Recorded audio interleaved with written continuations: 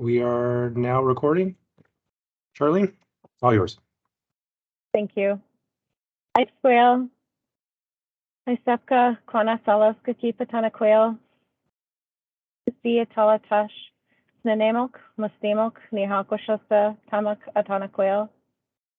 Good day, everyone. It is great to see you all. Even though I can't necessarily see you, I'm glad that you're gathered here today.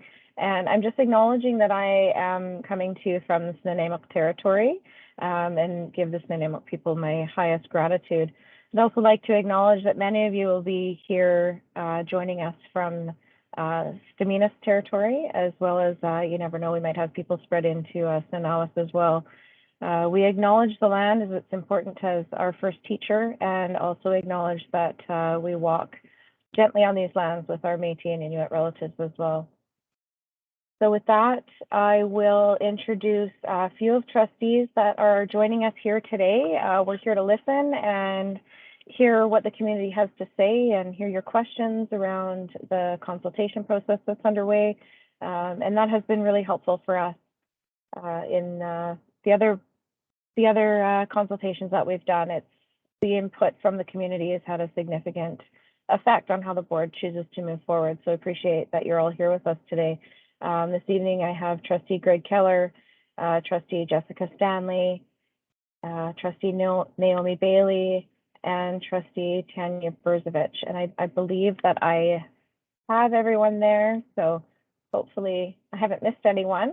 And with that, I will pass you over to the Superintendent of Schools, and he'll introduce the team that's here to walk you through our presentations this evening, and then we'll be here to listen. Thank you very much again for being here tonight. Go ahead, Scott.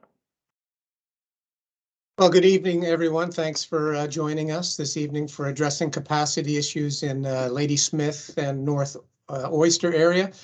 Good evening. My name is Scott Saywell. I'm Superintendent of Nanaimo Ladysmith Public Schools. Thanks, Chair McKay, for starting us off in a good way. And I would like to recognize some staff members we have with us this evening. They're including Dale Burgos behind the scenes, who is our Executive Director of Communications, Privacy and Community Engagement. Secretary Treasurer Mark Walsh is with us this evening, who will do the most of the work for us and take you through a process, a bit of a story, if you will. Pete Sabo, Executive Director of Planning and Operations. And finally, David Fenner, Facilities Technical Assistant. Finally, I will take this opportunity to thank you, the public, for joining us this evening. It's always important for us to hear the voices of the community. Of course, listening is the bedrock of community engagement, and we are here to listen to your concerns this evening and answer any questions you may have. With that, I'm going to turn it over to Secretary Treasurer Mark Walsh. And if I've missed someone, Mark, perhaps you can introduce any other members of your team. Thanks for joining us this evening. Thank you so much, Superintendent Saywell and Chair McKay, and good evening, everyone.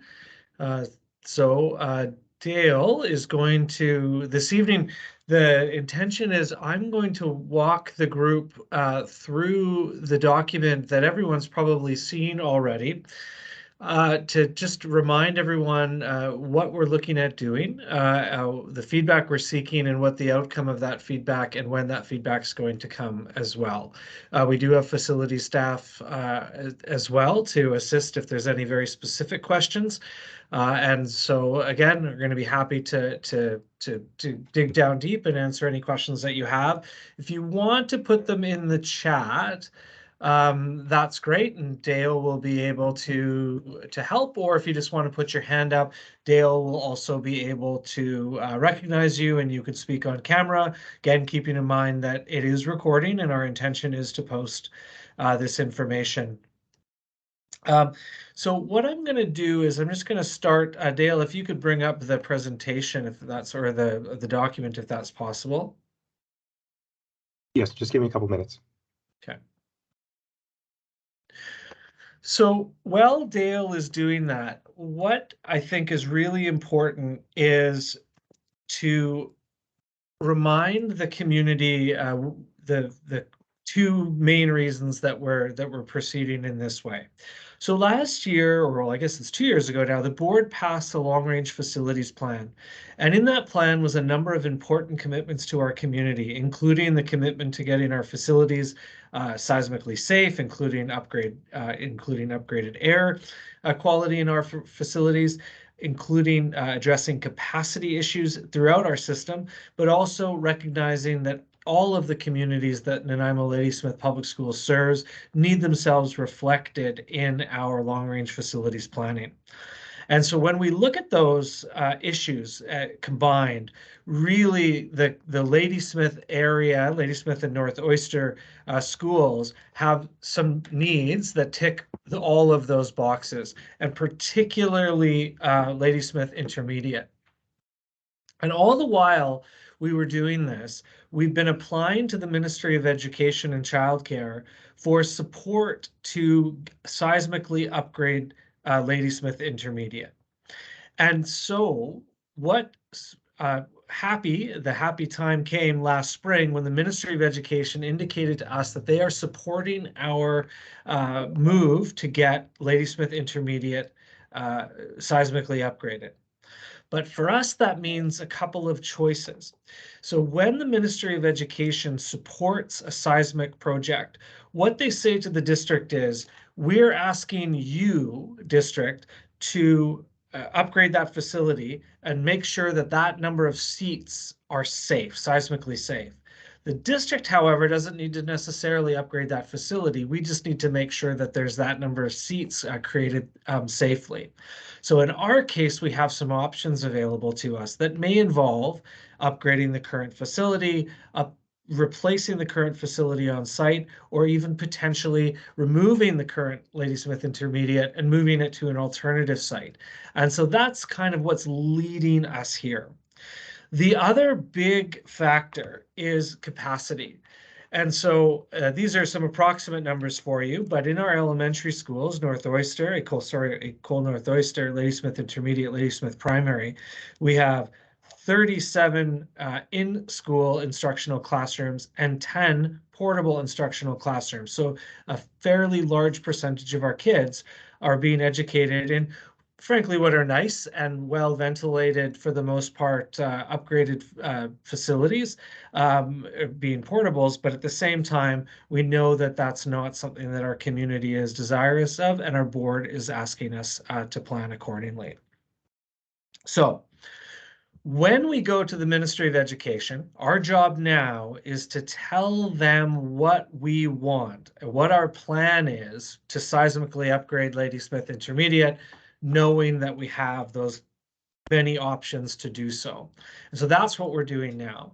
And so our process is relatively fast, coming out to the community to see what the community's desires are, so it can influence our planning to finally get to the Ministry of Education with the goal of getting an approval, at the very least for Ladysmith Intermediate by spring. And then the planning for whatever option we choose will go on from there. So that's a bit of a background. And so when we do look at our schools, so in addition to the seismic issues I mentioned, we do have the capacity issues I've noted. I will say that unfortunately, our numbers are a little bit softer in the Ladysmith and North Oyster elementary schools the last couple of years. So our pressures are not quite as much as we thought they would be, which takes a little bit of pressure off, but that doesn't remove the need for the portables that currently exist. So even if we didn't grow another student from today onwards, we still have 10 portables being used by just 3 elementary schools, and we want to do something about that. So this document contains 3 different potential scenarios that we're seeking the public's feedback on. We noted at the get-go, we have not put forward the option potentially of having a single K-12 site at Ladysmith secondary site. We've heard in the past that might have been discussed, but wasn't very well received, and so we haven't even proposed it as a realistic option. That being said, whatever we are presenting to the public this evening and throughout this process, we're very much open to alternatives. We just think that these are the three alternatives that are the most likely and the most likely to be supported by our community. So scenario one, and when you go through the document, as you've seen, we kind of picked a number of criteria by which we explored each scenario, from the cost to the timing, to seismic safety, to the educational impact, to the impact on French immersion, to the etc. And so I won't go through them all, but those were the things that stuck out to staff at the very least, to say we think that these are pretty important considerations for the board, and we think for the community as well. If we've missed something, as we inevitably have, we're happy to hear about that, and that feedback will be provided to our board to give us a direction on the next steps. So scenario one is the idea that we would remove Ladysmith Intermediate, make École North Oyster a single track school, so French immersion would no longer be at École North Oyster, expanding Ladysmith Primary to make it a K-7, and then putting a new school. We envisioned Davis Road as a good site. However, growth projections would have to confirm that. We've got a little bit of information there for you to see. So if we were to go that direction, the kind of positives are that there would be a new school.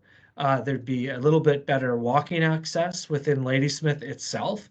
The Ladysmith Primary, of course, would need to be expanded to meet that requirement. We'd probably have to take a little bit of the site of Ladysmith Secondary to make sure there's sufficient space at that particular site. So there's a lot of positives that we see in that particular option. Of course, the negatives are École North Oyster students, there's 50 of them approximately that currently attend French immersion, would then be looking at going likely to Ladysmith, going the other direction. We're looking at the timeline to get Ladysmith Primary actually expanded may well be longer than it's going to take to get the new school built, because we need ministerial support financially for both projects separately. And the other one is that Davis Road, based off of our future projections, is still not where the population is necessarily going to lie. So we'd have likely a little bit of extra space at the Davis Road site, or that's the risk that we'd have in that particular option. But overall, we think it's positive, it's doable for sure, again, depending on the feedback we hear from our community. And it's also important to note, I think we need to be very upfront. In the event that we did go that direction, it's very likely the Ministry of Education and Childcare is going to ask us for a capital contribution to the project. And for school districts, we either take it from classrooms or we sell land to do so. And so if we did remove Ladysmith Intermediate, we do foresee the potential to sell that land in order to fund the capital upgrades that we'd be doing at the other site. So we just want to be very transparent about that factor. The other benefit, of course, is that we'd be taking portables away, so the district would be able to reallocate them to where they're needed and save the $350,000 or so it takes to get a portable nowadays. Dale, if you go on to the next one. Scenario 2 is similar to number 1, with the exception that we were not foreseeing moving the French immersion out of École North Oyster. Similar benefits in the sense that there's going to be there'd be a nice new facility, likely at the Davis Road site for students in Ladysmith. And the problems with this one, however, and what make it a little less desirable, is that we don't foresee the English or regular track population necessarily sufficient to fill up Davis Road. And so we might be building a school, we might have to build it a bit smaller, or alternatively, push the boundary for Davis Road a little more further north than we'd like it to go. And so you'd be closer to Ladysmith Primary in some cases than you would be to your home school that we'd likely require you to go to, because Ladysmith Primary wouldn't have space. The other two issues there to think about one is, again, the timing of the expansion of Ladysmith Primary. We're not going to get that at the same time necessarily as the seismic upgrade. And then we'd also have to look at expanding Ecole North Oyster if we wanted to take the portables out. And I think we'd have a bit of a difficult time, given the variety of district needs, to try to be able to get that expansion. Of course, we'd be pushing for it as part of the overall package, and whatever package we put forward is going to be positive, I think. But that is a concern, and so bringing the need to expand Ecole North Oyster by removing the French immersion and putting it in a larger facility in Ladysmith has a lot of benefits to the overall package, which is why the scenario one, just from looking at the timeline of implementation and the cost of implementation, is slightly superior, at least from a staff perspective. Again, very happy to hear the feedback of our community on that. Then scenario three is essentially the status quo, except for upgraded Ladysmith Intermediate or potentially replacement on its site. And then again, looking at the capacity expansions at Eno as well as Ladysmith Primary. Again, benefit of a new school, Ladysmith Intermediate. We'd look to address whatever capacity we could. We then still have to apply for capacity expansion at North Oyster as well as Ladysmith Primary, which has the same difficulties I noted.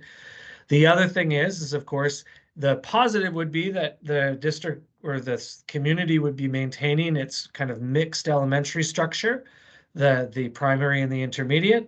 The negative is we'd be keeping the mixed structure. So if that's something the community really valued, then that would be an option. But if it was something that the community preferred to go to that kind of K-7 model, which our feedback internally, talking to educators, has seemed to suggest that's the preferable model, wouldn't be able to happen.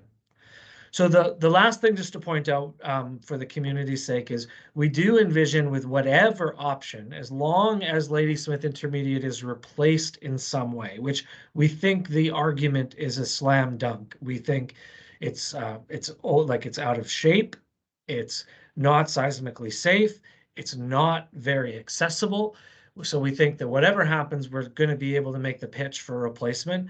So if we do that, we do envision being able to get what's called a neighborhood learning center, which is a community amenity attached to the school, supported by the ministry's funding, but not run by the school district. It would be, with our partners with the town, or our partners with Staminas, for instance, and then so that would be available to us.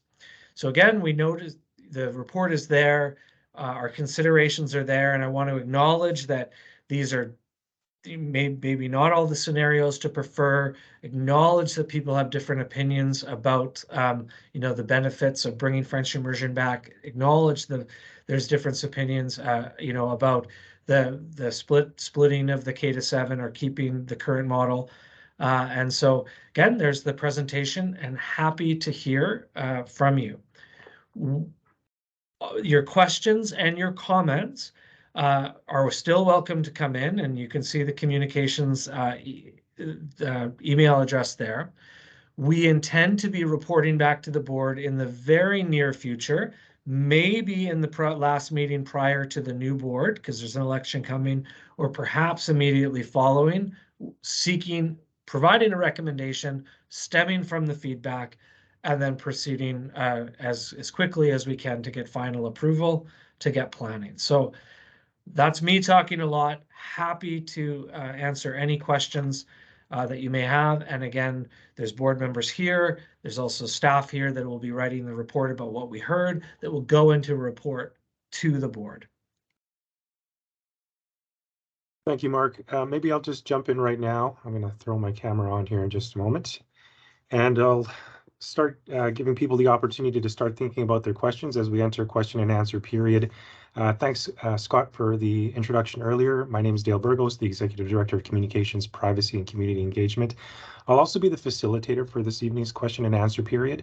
And I don't want to assume that even though we are seeming to be a more virtual environment, in all of our jobs. I don't want to assume that people know how to use Teams. And so I wanted to just take a couple minutes just to explain the expectations of this meeting. We, of course, want this to be a very respectful environment, and we don't want anyone asking questions over top of each other. So, of course, we want to go in order as the questions do come in. And for those people that are unfamiliar, we have a couple options on how you can ask your question today. And you can open up the chat window on your phone or on your device and type in your question there, and I'll mark it down and I can read your question for you. You can also raise your hand. There's a raise hand function, and I'll keep you in the queue. And when it gets to your turn, I'll call you. And by all means, please turn on your camera and microphone, and you can ask your question then. And the appropriate staff member will answer that question for you. So essentially, again, those couple options. So again, you can type it in the chat window, or you can just raise your hand and we'll get to you in just a minute. So we're at about 5:22, so we do have some time to go through the questions if there are a lot of questions coming in. I don't see any just yet coming in unless there are some and people haven't hit the button yet. So by all means, start typing or just hit that raise hand function. I do see one come in. Oh, somebody coming in. I'll let them come into the meeting. I don't see any hands just yet. We'll give it a couple minutes, let people catch up here and give the option for, oh, there you go. Let me just open up my chat window here. We got two questions.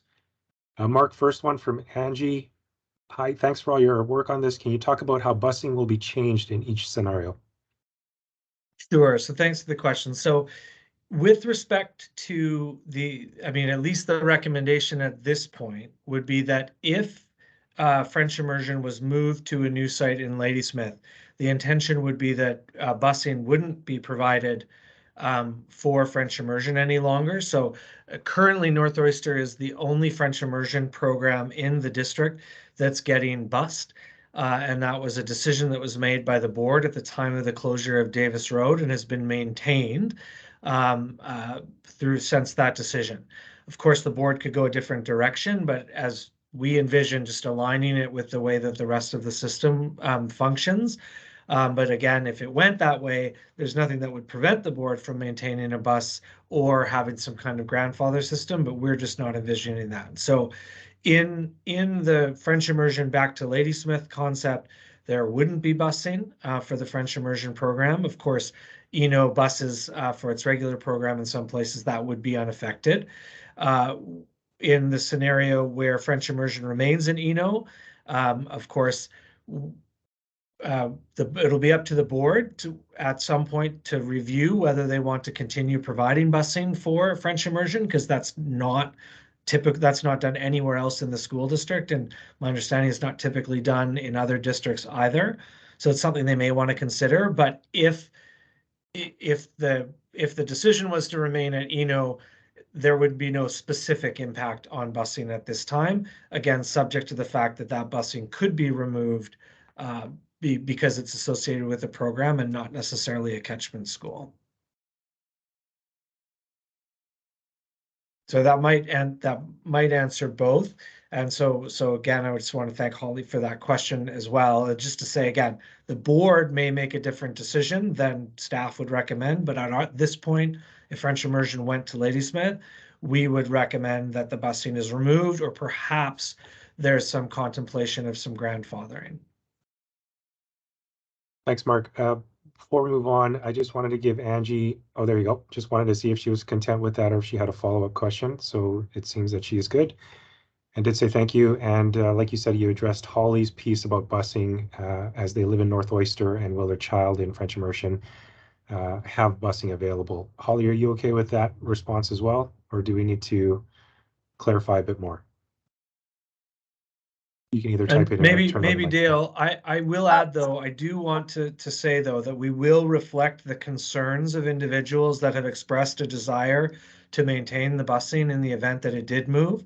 That will be reflected in our report for the board to contemplate. But we just want to be very clear what staff would be recommending would be to treat all of French Immersion programs throughout the district the same in that regard. But the concern will be noted. Okay, this is Holly. Sorry, I thought I would just kind of touch base on through voice as opposed to typing it out. I just feel that I put my daughter into French Immersion at North Oyster because it's in our district, but if it gets moved to Ladysmith, there's no way we can get her there. So she would actually not be able to go if there was no bus. So I feel that equitable that there should be a bus from our area going to Ladysmith for French Immersion. It's just the same way as Ladysmith got buses from Ladysmith to North Oyster. Thank you, and we will definitely note that in the feedback. Thank you, Holly. Okay, I don't see any raised hands. Any other questions? And if you don't want to type it in, by all means, just raise your hand. Or at this point, there's no queue here, so if you even want to just turn your microphone on and ask your question, by all means. Oh, here you go. We got a question. Hi, yeah. Do you consider the availability of before and after school care in these decisions? Because it's something we rely on across the street from Lake North Oyster, and I'm not sure of the availability if French Immersion moved to Ladysmith, if we could access similar services. So that has not been something that we have contemplated. We'll again put that as part of our feedback. However, what I will note is that the board has been actively in the process of applying for funding for infrastructure support to expand options for before and after school care. And so we would very likely apply as part of the building project, the seismic project, if we were to rebuild the facility somewhere else, like if it was to be built at Davis Road, for instance, it's highly likely we would apply for childcare funding to expand childcare options on the site. Not a guarantee, but something that we would do. I think that was coming from, it's marked down as Ian. Are you okay with that? Sorry, we're just feeding a baby here at the same time. Yes, thank you. There you go. Well done. Now we've got a speaking list now happening here, and we'll go to Danielle next. The question here, hi, a thinking outside the box question. Was there any scenario of building a new school in the LIS or Ladysmith Intermediate School bottom field while keeping students in the building? Yeah, so if we maintain Ladysmith Intermediate on the Ladysmith Intermediate site in its current intermediate configuration, that's exactly what we would do. So we, barring something that would prevent us from kind of doing like having two buildings on the site at the same time, the intention would be rather than having to move those kids out like we did with Solaire and Pleasant Valley this last year to seismically upgrade, we would aim to rebuild the facility and then tear down the old facility on the same site if that's what we were doing. We haven't dug into what that looks like for the field, what that looks like for sports and logistics, but we would certainly do our darndest, and it would likely be that the build would happen on the field. So yes, and that's exactly what happened in scenario number 3. Okay, and I'm pretty sure that answered the question for that. We'll move on to Naomi Bailey, who has a question.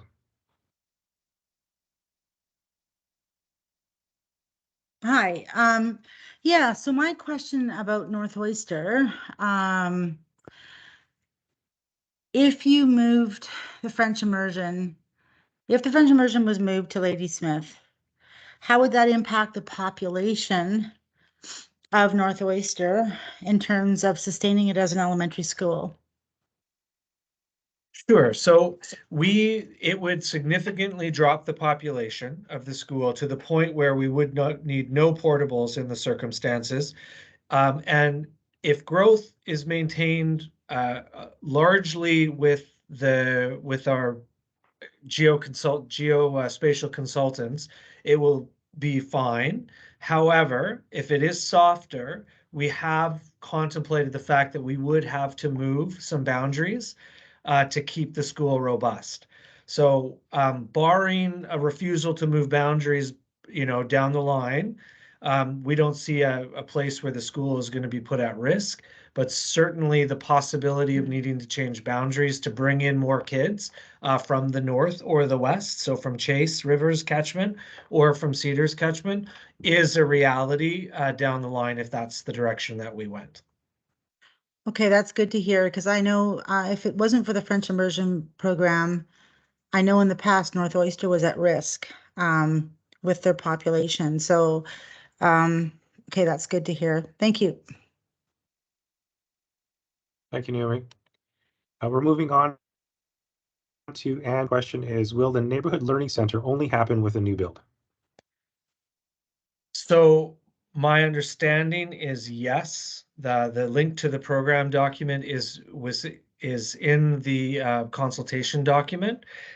So in the past, even there's been some question about whether even a seismic replacement it would apply, but we understand that it would.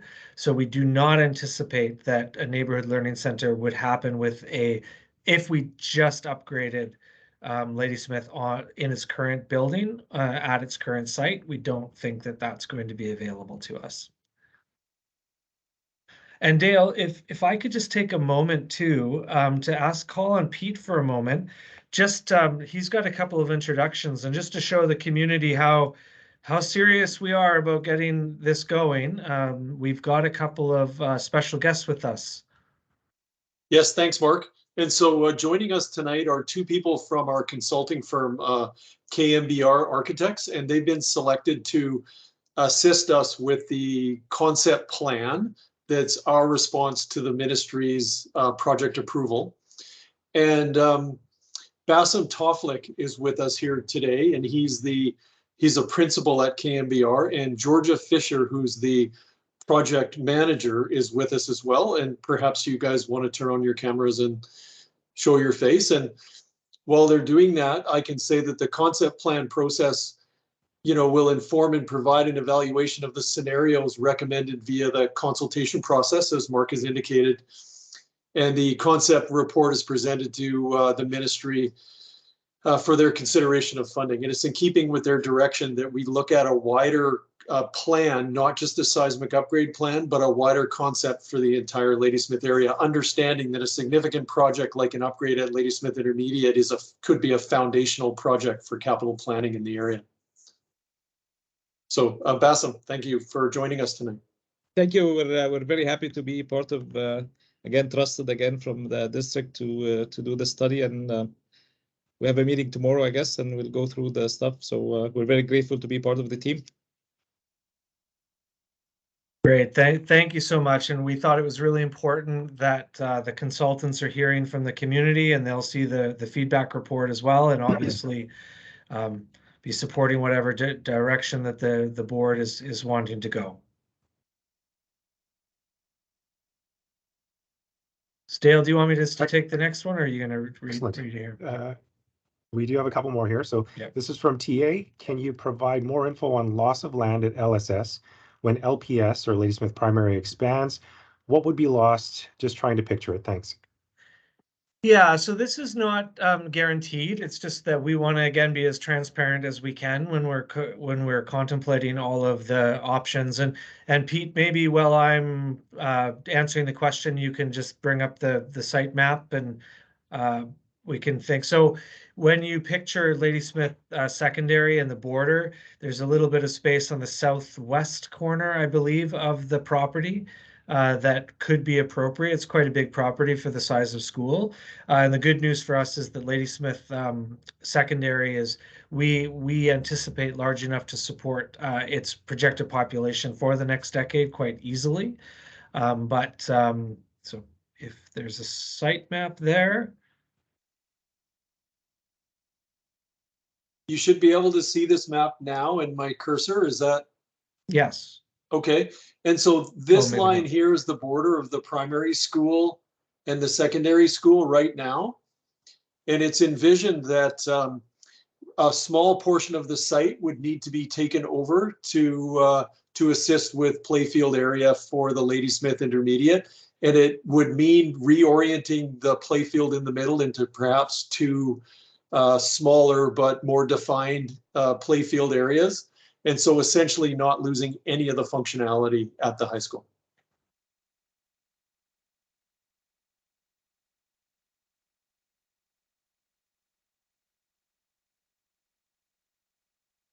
Okay, good. Speed.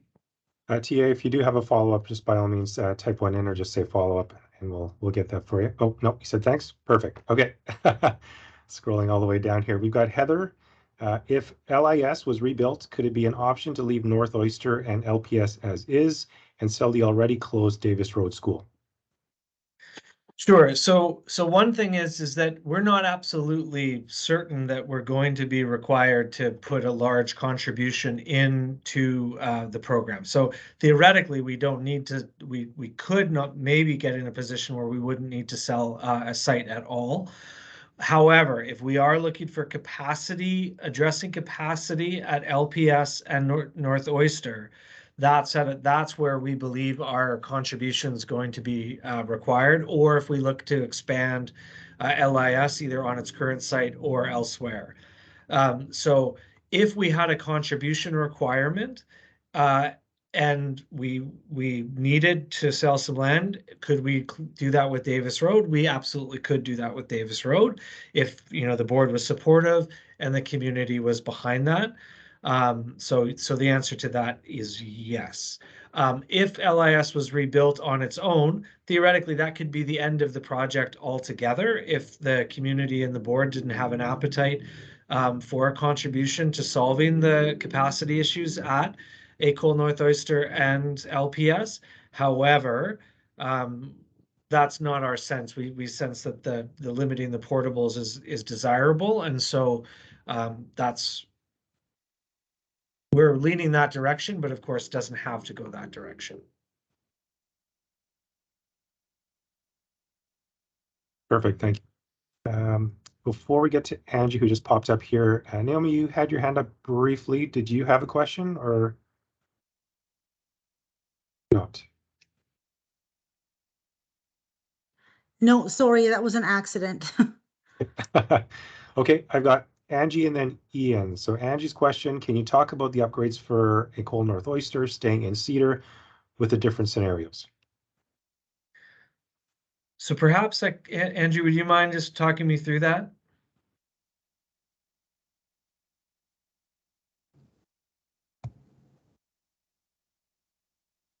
Yeah, sure. Hi, I was just wondering from the ENO staying in Cedar, the building being upgraded, seismically expanding, with portables or not, and just sort of, can you summarize that? Just because that's a question that I keep getting. It's not too clear where if ENO stayed in Cedar, the scenario, it seems to be only number 3 where they get the seismic and the expansion. Is that right? So ultimately, in any scenario, we will be seeking to seismically upgrade all of our facilities in the school district. So if ENO has a block, we are going to be, we'll be getting it at some point. We don't know when that's coming. So that's going to happen no matter what. And in all the scenarios, it doesn't actually mean that ENO will be getting its seismic as part of this overall project. So I don't want to put that there. And then I don't quite understand the Cedar part. Well, just for French immersion. So French immersion is staying in Cedar or with ENO. Yeah. The capacity is dealt with, the seismic is dealt with. Okay, thank you. Just in scenario 3 or Yeah, so all 3, the scenarios where the scenario 2 and scenario 3 where French immersion's not suggested to leave North Oyster, we have North Oyster as an expansion request. So absolutely, in both cases, that is something that we're aiming for. It wouldn't be as an outcome of the seismic. We'll still have to apply for it. It just means that it's kind of a phased process. And so we will continue to have the LPS and North Oyster as expansion requests It's just they might not come right away. So we kind of tried to highlight that a little bit about not creating too much expectation about getting that expansion right away. We'll probably likely be dealing with portables for a little while. That's one of the benefits of having French immersion at a site back in Ladysmith, because we can just build it all at the same time. And then so we take care of most of our capacity issues. But yes, there will be a seismic upgrade at some point, and there would be expansion, assuming it's required still at some point at North Oyster if we maintain status quo. Okay, thank you very much. Excellent. Okay, next is Ian and Baby, possibly. Are there any rules or geographic guidance on distribution of French immersion schools? If E&O is closed, the nearest French immersion for kids from Cedar Chase River, growing greatly, would be École Pauline Herrera. So there is not actually any geographic requirements in the district with respect to French immersion. So there's no catchment particular area associated with French immersion. So if that did move to Ladysmith, we would anticipate that those students would continue to have plenty of French immersion space in the Ladysmith area. That would be the outcome. If we did move it back, I don't think there's any contemplation of an expansion of French immersion or maintaining, say, a second campus at North Oyster and putting one in Ladysmith. But we wouldn't envision adding space at Pauline Hare if that's where folks were seeking to go.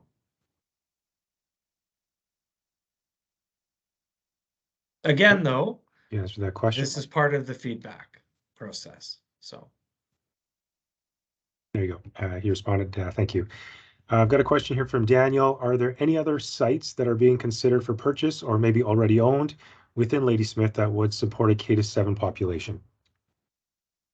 So at this time, the answer is no. And part of the reason for that is because we want to get this process finished. So rather than start searching for a potential alternative site, if the community all of a sudden says status quo and no more, we'll keep our eye on enrollment growth, certainly. So maybe, Ladysmith continues to grow in the north. I understand that there's going to be some growth in the Staminas area as well. So perhaps at some point we might require additional capacity there even beyond this plan, but we haven't contemplated any site not Davis Road until such time as this particular project is done. I will also say in reality, though, Davis Road is pretty good from a geographic perspective to kind of cover that southern part of Ladysmith, if that's the direction we were going to go. It would be best if Ladysmith Primary could move a little bit north, but that's not going to be happening. Okay. We've got a hand up from Jessica. Question? Hi. Sorry, I'm just trying to get my camera to turn on.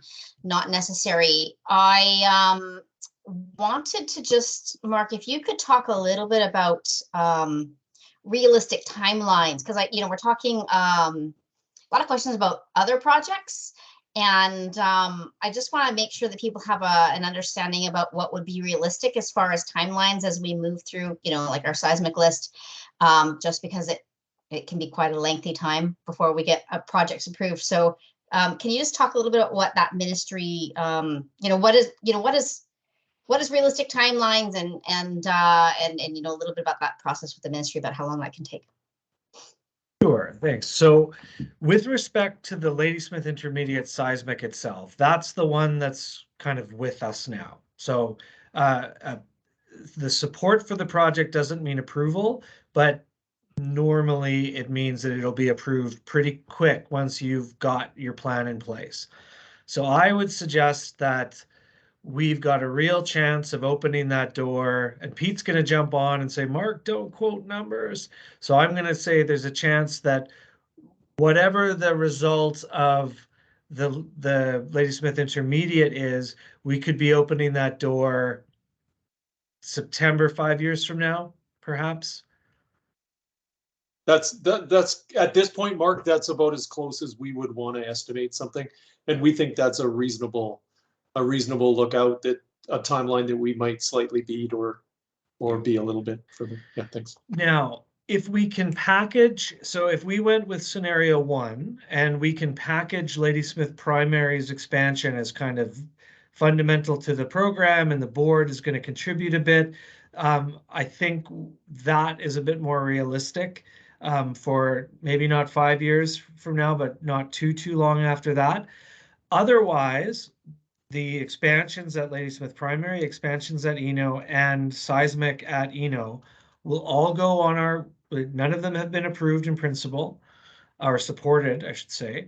They're already in our capital plan, and the ministry will see that as part of our capital plan.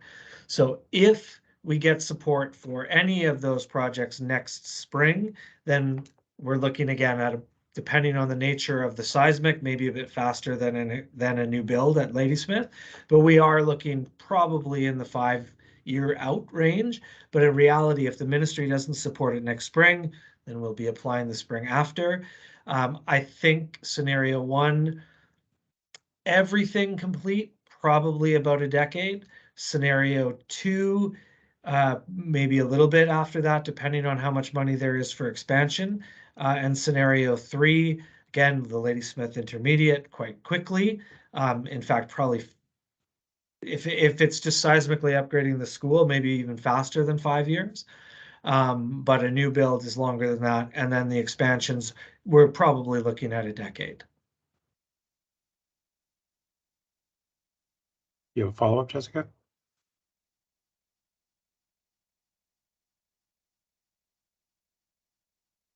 And I just also want to express thanks for the question. We really hope that we pushed that reality of time in the memo or in the presentation to the community, because they definitely will take some time. But part of this is, again, setting our kind of long-term goals for the area that we're going to strive to be able to deliver. Okay, at the moment we don't. Oh, there you go. I just saw a hand come up. That looks like Daniel, if I'm not mistaken. Yep, Daniel, question. Hi, thank you. Sorry, I'm just trying to hold a little baby here. It's faster to speak than type. If I work at Ladysmith Intermediate right now, and I'm wondering what the plan would be if the decision is to do seismic upgrade. What is the plan for housing the staff and students during that process? Kind of where do you think we would end up? Yeah, so I maybe don't want to speculate. Thanks for the question. I maybe don't want to speculate too much, just because I think our real goal is to replace it either on site or somewhere else. If we were looking to seismically upgrade the facility, then we're going to look at a school that is either close to being able to handle the population. Woodbank is not too far away by bus. So this year we bused, or last year we bused kids from Pleasant Valley to Rutherford, and we bused kids from Solaire to Woodlands, which is much closer, of course, but we do have that. Davis Road's not a real option, I believe, because of the space, but we could look at that as well. So Woodbank, potentially Woodlands, but that's getting pretty far away. I don't think we'd look at doing a bunch of portables on site to make that happen, but that's a plan that would be coming closer to the time when we've made that determination. Pete, do you want to maybe have anything to add to that? You're on mute. Not sure much to add, but maybe just put a different, I think we would look at all of the options available and evaluate them.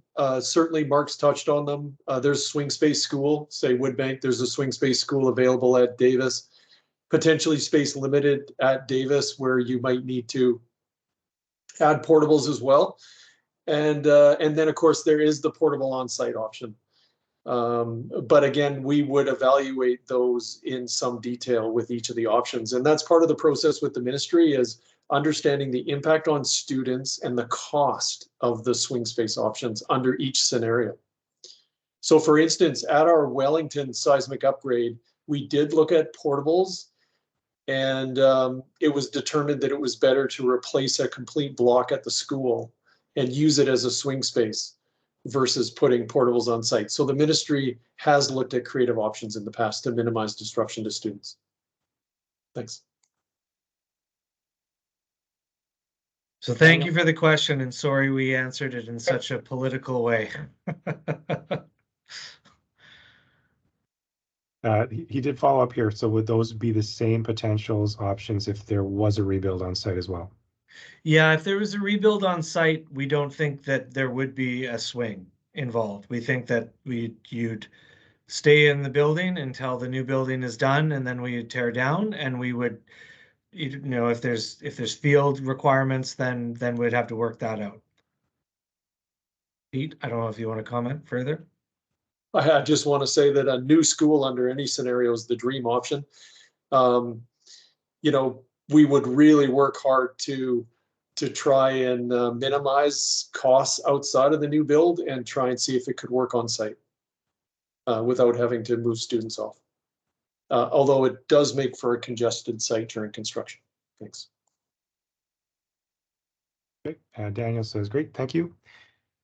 At this point, I don't see any raised hands or any other questions. We can give this a couple seconds to see if anyone else pops in.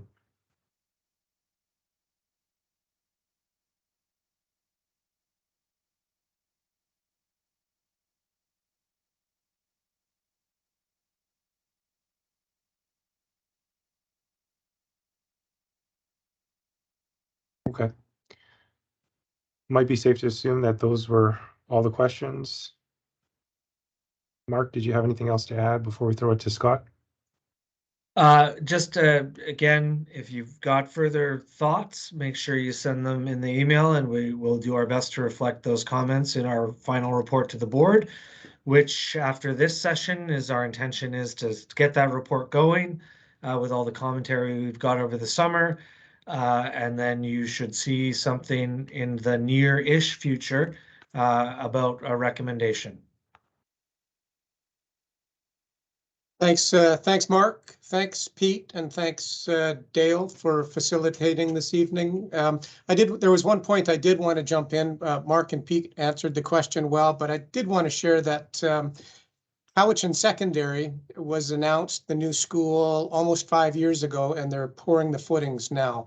So I don't know when the end date is, but the process takes a long time. So if your child is in North Oyster now, they might be out of North Oyster before any of this happens. So thank you everyone for joining us this evening. Thank you for your great questions and your input, and it will it'll help us in our next step in planning. Thanks everyone. Have a great evening.